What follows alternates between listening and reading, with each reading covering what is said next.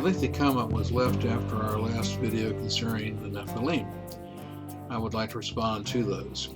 While there are those who have typical arguments wishing that these fallen angels had had physical relations with human women and had produced children, it is simply not true. Angels are non-sexual beings. They do not propagate. There is no mention of female angels in the Bible because they are spiritual, asexual beings. They can take human form for the purposes of communicating with humans, although only as males.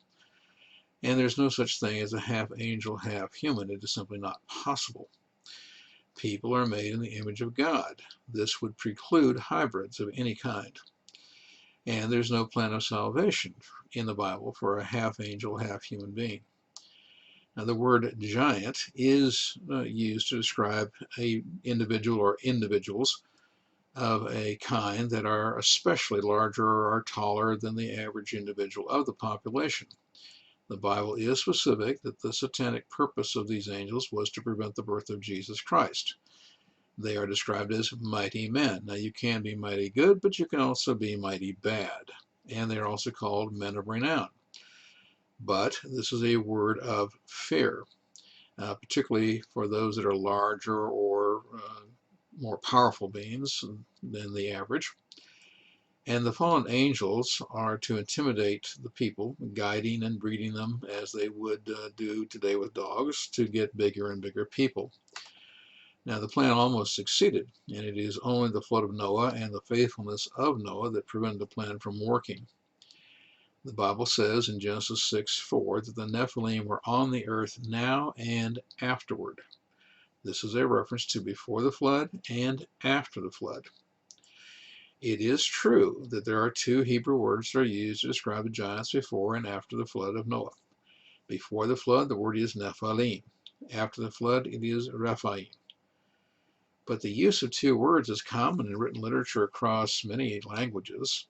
The difference signifies the time periods and the languages changing over time.